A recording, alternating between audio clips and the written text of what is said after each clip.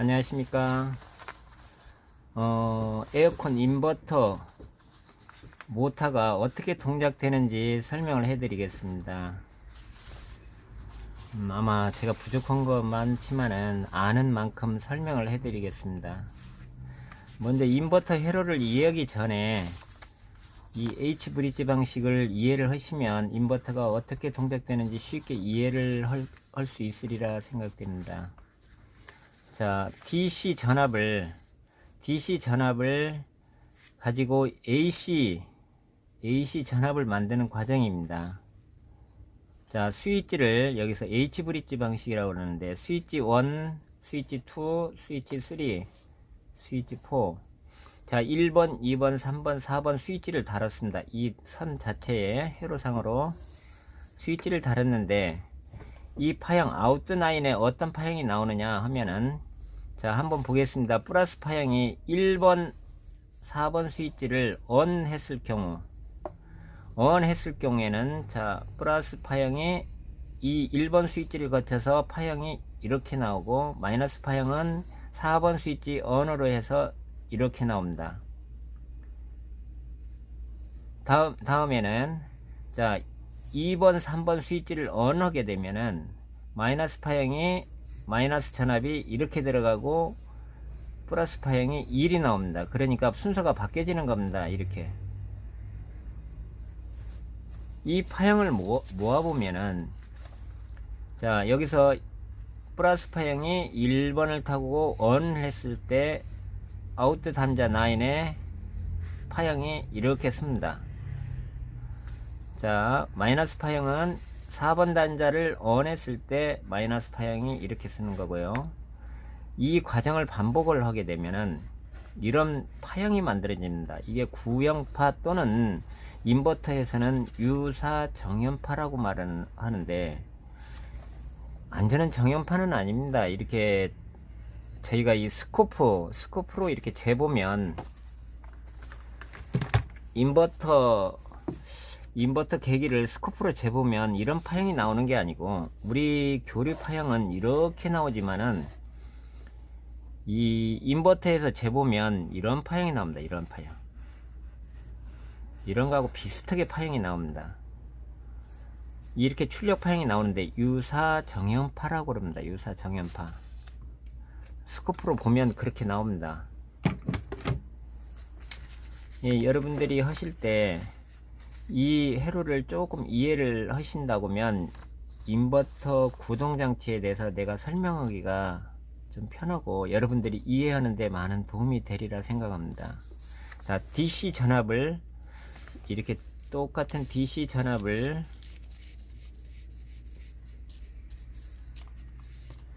이런 파형으로 만드는 겁니다. 이게 쉽게 말해서 전기를 끊었다 붙였다 이렇게 해주면 이 파형을 1초에 내가 60번을 해준다고면 이런 파형이 60개가 만들어질 겁니다. 이게 이 파형의 하나의 주기가 60개가 만들어진다는 얘기입니다. 이게,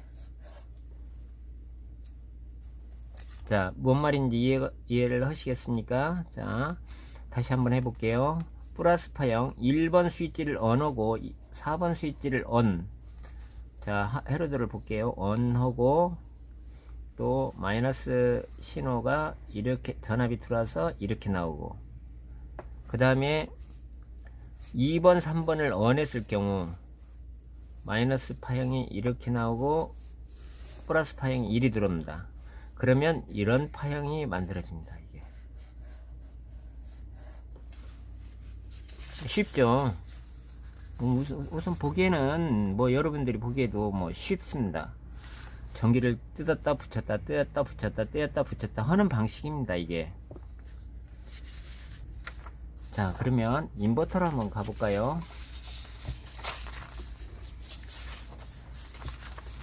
제가 머리가 나쁜데 이거 그린이라고 애썼습니다. 자, 우리가 인버터 회로를 보면 이런 식으로 되어 있습니다. 한번 이 전체적으로 한번 보여드릴게요. AC 380, 뭐 220도 관계가 없습니다. 380이 들어오게 되면은 각 단에 정류를 해서 이 마그네트나 릴레이 큰 게 붙어 있습니다. 메인 기판에서 신호가 들어오면 이 스위치를 ON 시키게 됩니다. ON. 그러면 IPM 회로가 동작이 됩니다. 이게 여기서부터 여기까지가 IPM 회로입니다. 이게 이런 게 IPM 회로라고 그럽니다. 이 속에는 보호장치도 많고 IGBT도 있는데 이 전체를 한 부속이 아니라 여러 가지 소자가 함께 들어가 있는데 이 전체를 말할 때는 IPM이라고 부릅니다. 이게 IPM.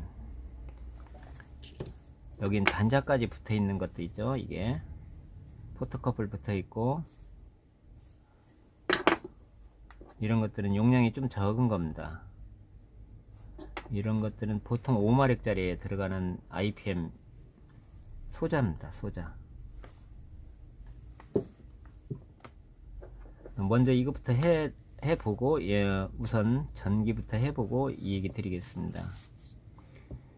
전기가 380이 들어오면 삼상으로 들어오는 전기는 여기서 정류를 해야 됩니다. 여기까지 들어올 때는 DC 전압이 들어와야 됩니다. 여기는 AC 전압이지만 여기 왔을 때는 DC 전압이 와야 됩니다. 그러면 정류를 해야 되는데 이건 단상 브릿지 다이오드인데 삼상 브릿지 다이오드를 찾다가 못 찾았습니다. 이게 단상 브릿지 다이오드입니다. 이게 단상 브릿지 다이오드는 이게 지금 이렇게 있다고 생각하시면 됩니다. 단상 브릿지 회로는 하나가 없다고 생각하시면 됩니다. 삼상 브릿지 회로는 6개가 들어가서 이렇게 구성이 됩니다. 이게 그러나 나오는 전압은 여기가 플러스 여기가 마이너스입니다. 그러면 메인 기판에서 신호가 들어오면 릴레이나 마그네트를 이용해서 이 스위치를 붙이게 됩니다. 스위치를 붙이게 되면 여기에 전압이 얼마 걸리냐면 단상 같은 경우에는 약 한 310V DC 전압입니다. DC. 삼상 같으면은 삼상 전압은 한 540V. 그러니까 우리 일반적으로 봤을 때 220, 380 네 출력 전압, DC 전압은 1.414 하면 됩니다. 그러면 DC 전압 값을 알 수가 있습니다. 그러면 이 스위치를 바로 거치게 되면 리액터라고 해서 코일 뭉치가 이만한 게 있습니다. 어떤 잡음 신호라든가 그런 걸 잡기 위해서 코일을 여기다 넣어 놓습니다. 이게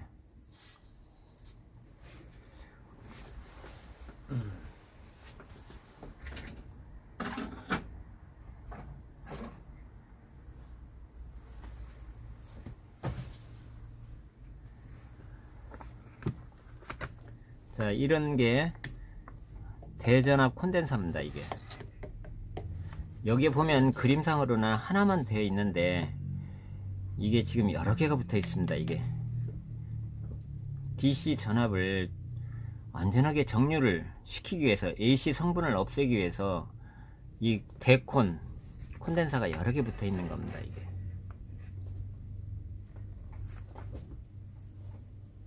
자, 그러면 여기까지 왔을 때는 DC 전압이 이 단자에 대기하고 있습니다. 대기. 여기는 플러스, 여기에는 마이너스 전압이 걸립니다. 이게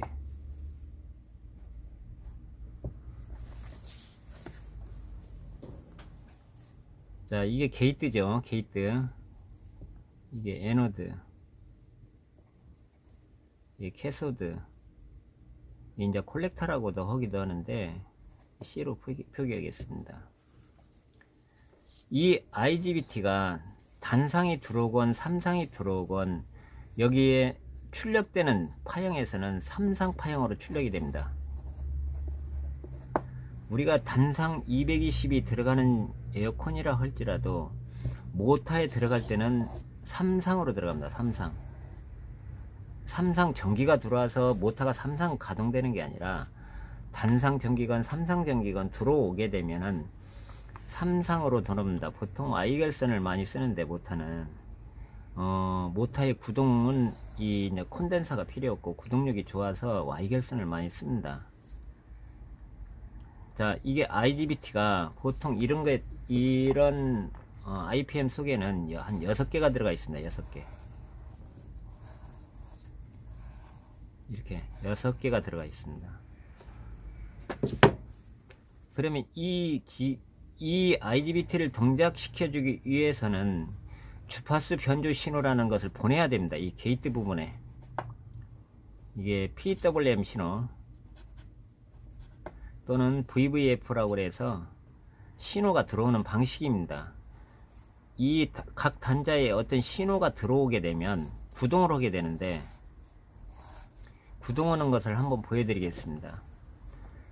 만약에 내가 지금 여기 보시면 1번, 2번, 3번, 4번, 5번, 6번이라고 한다면 1번에 만약 신호를 넣고 보시면 5번에 신호를 넣었다고 하면은 회로를 한번 보죠. 플러스 마이너스가 이 모터에 어떻게 걸리는지.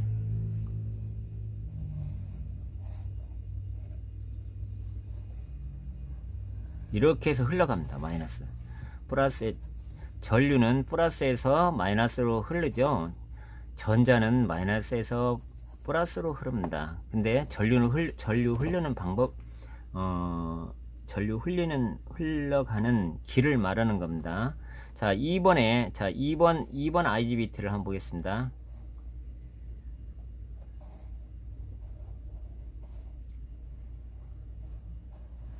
이렇게 해서 마이너스로 흐릅니다. 자, 3번 걸 한번 볼까요?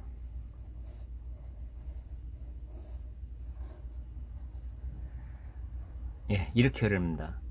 그러면 내가 만약에 1번에 어떤 신호를 주었을 경우, 1번과 5번에 신호를 주었을 경우에는 이 코일의 전기가 흐른다는 얘기입니다. 이게 이 코일의 모터의 코일에 어떤 주파수 신호를 신어서 보낸다면은 이런 신호가 실립니다. 실질적으로 보면은 진폭 변제라고 그러는데 이런 신호가 들어갑니다. 이게 이런 신호가 들어갑니다. 그러면 파형이 유사 파형이 정연파하고 비슷하게는 들어가지만은 이런 파형이 계속 교대로 해서 신호를 주고 그 다음 신호를 주고 그 다음 신호를 주고 계속 이런 방식으로 신호를 준다 그러면 이 모터는 회전을 하게 됩니다. 내가 이 신호를 많이 준다고 할 경우에는 이 회전 속도가 더 빨리 돌아갑니다. 이 단지 IGBT는 스위치 역할을 해줄 뿐이고 이 게이트에서 신호가 들어가는 거에 따라서 이 주파수는 주파수는 조정이 될 수가 있습니다. 이게 회전 속도가 조정이 된다는 얘기입니다. 내가 만약에 1초에 내가 한 30번의 회전을 하고 싶다 그러면 30번의 게이트 신호를 주게 되면 이 IGBT는 스위칭을 하게 됩니다. 이렇게 순차적으로 스위칭을 하게 됩니다. 1번과 4번, 2번과 6번, 3번과 4번 이렇게 스위칭을 계속 해줍니다. 해주게 되면 모터가 회전을 하게 된다는 얘기입니다. 그러나 IPM 회로에 어떻게 구성이 되어 있느냐, 이 IPM 회로에 이것만 들어가 있는 건 아니고 보호회로, 과전류가 흐르면 차단시키는 회로도 들어가 있고 온도가 과열되면 차단시켜주는 회로도 들어가 있습니다. IPM 내부에는 이렇게 회로가 들어가 있는데 IGBT가 하나, 둘, 셋, 넷, 다섯, 6개 들어가 있습니다. 이게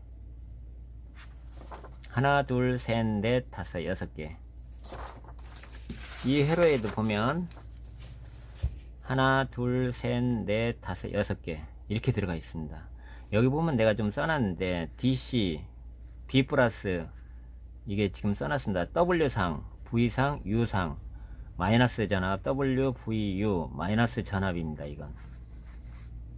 그 다음에 입력되는 라인입니다. 이게. 여기에는 이렇게 단순하게 그려져 있지만은 내부에는 복잡하게 들어갑니다. 30, PM 30C, TJ, 지금은 이게 어떤 거냐.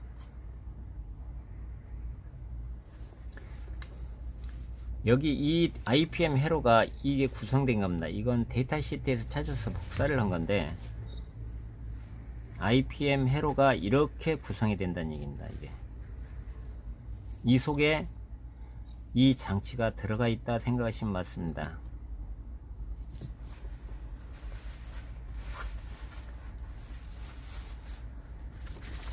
다시 한번 볼까요?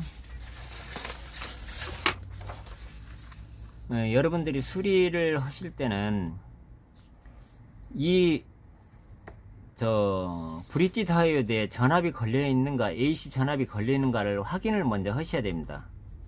이 단자에 확인이 됐다고 하면은 이 릴레이가 구동이 되는가 확인을 해봐야 됩니다.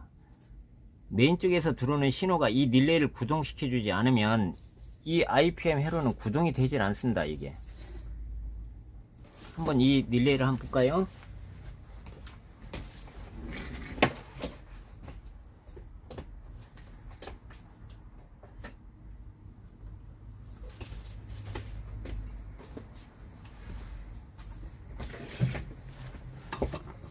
이 릴레이입니다.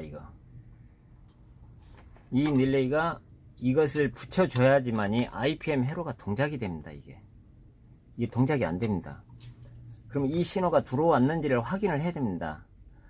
그러면 여기에서 코일을 거쳐서, 코일이 굉장히 큽니다. 이만한 코일이 붙어 있습니다. 구형 같은 경우에는. 신형 같으면 좀 작은데 구형 같으면 이만하게 붙어 있습니다. 이 코일이. 여기에서 DC 전압이 나오는가를 확인을 해야 됩니다. 그래야지 이 IPM이 동작할 수 있는가 안 하는가를 판단을 내릴 수가 있습니다. 또 그 다음에 이 모터가 불량인지 IPM이 불량인지 지금 판단을 하려면 이 단자를 빼봅니다. 이 모터가 과부하로 인해서 나가게 되면 IPM도 같이 죽여버립니다. 이게 같이 이렇게 소손되는 현상이 생깁니다. 수리를 하다 보면은. 그러니까 이 모터가 잘못돼서 내부가 코일이 쇼트됐다든가 그러면 이 모터가 과부하로 인해서 이 IPM 회로가 내부에서 망가져 버립니다. 이게. 근데 안 망가지는 것도 있는데 그럴 때는 단자를 먼저 빼보고 모터 단자를 빼서 잠깐 출력을 시켜봅니다. 전압을 재보면 전압 파형이 나와야 됩니다. 테스트 현상으로 나타납니다. AC 레인지에다 놓고